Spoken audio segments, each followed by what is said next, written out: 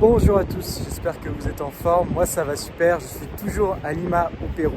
Comme vous pouvez le voir, regardez ce paysage magnifique de la verdure, la beauté de l'océan. On entend même d'ici l'océan et le vent. Et j'ai envie de vous parler aujourd'hui du thème de comment gagner de l'argent sans travailler davantage. Voilà, on va aborder ce sujet-là et j'ai envie de me balader un petit peu avec vous le long de la côte de Lima pour vous faire découvrir quelques paysages. Allez, c'est parti!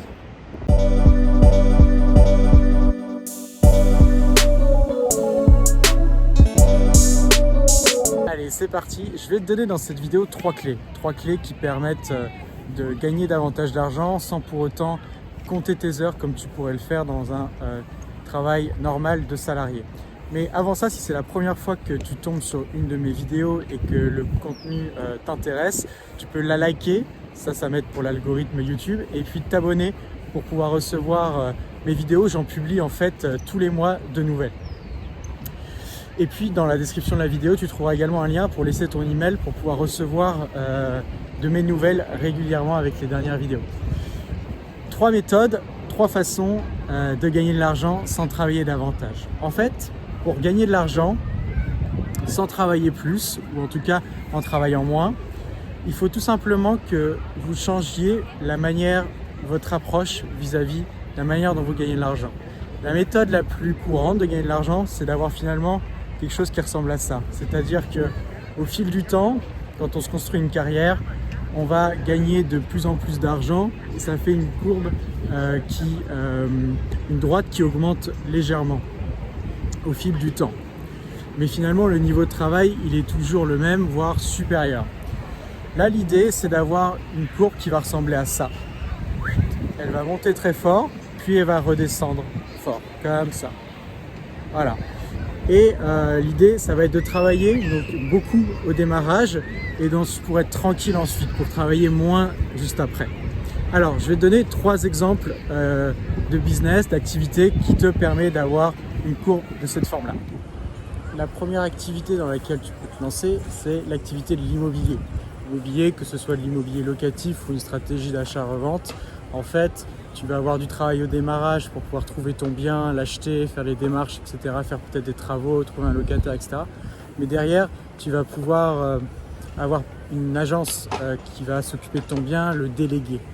Et c'est grâce à cette délégation que finalement tu vas pouvoir gagner de l'argent régulièrement, avoir des revenus qui vont tomber en automatique et voilà, ça te permettra donc d'avoir une activité complémentaire, peut-être ton travail actuel, pour gagner des revenus supplémentaires sans pour autant travailler plus. La quantité de travail, elle n'évoluera pas, elle est simplement au démarrage.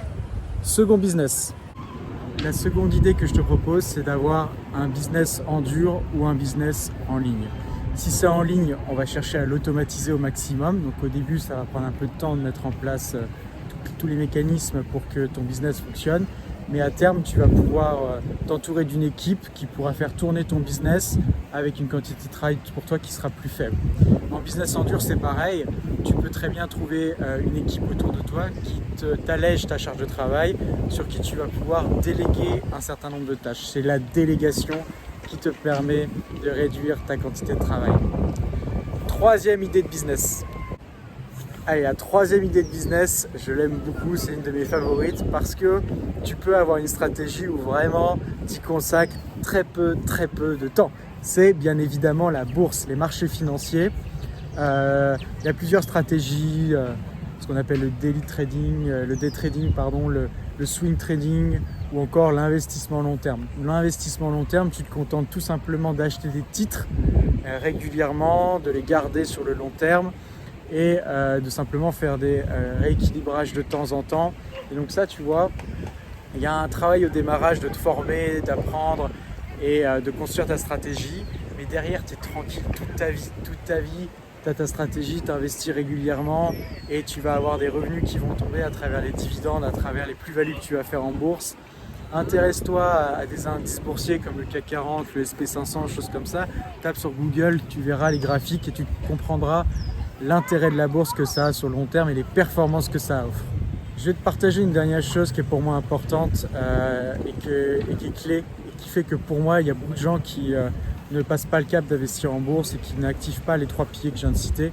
C'est finalement l'envie d'avoir des résultats à très court terme constamment. Prenons l'exemple de la bourse. Moi, j'ai démarré en investissant 300 € par mois. J'avais pas d'argent à l'époque, il y a 6 ans. Et bah, tant pis, j'y allais quand même avec ce que j'avais, les moyens que j'avais. Et même si vous gagnez que 1, 2, 3 € au démarrage, c'est pas grave parce que c'est avec le temps, le travail et l'effort que finalement votre boule de neige elle va grossir et que vous allez avoir des résultats qui vont être colossaux. Donc ne vous démoralisez pas, attaquez ces piliers-là. Le top du top, c'est d'activer les 3, c'est de faire les 3. Et si vous pouvez en faire 1 ou 2, ce sera déjà très très bien. Parce que tout ce que vous construisez sur ces piliers-là, comme je vous l'ai dit, en travaillant fort au début et en déléguant après, c'est des choses que vous allez pouvoir garder toute votre vie, construire pour votre futur et qui vont se mettre à travailler à votre place et réduire votre charge, votre force de travail. Voilà, je vous souhaite à tous une excellente journée, j'espère que vous avez aimé, n'oubliez pas de liker la vidéo si c'est le cas et de la partager et je vous retrouve très bientôt pour un prochain épisode. Ciao!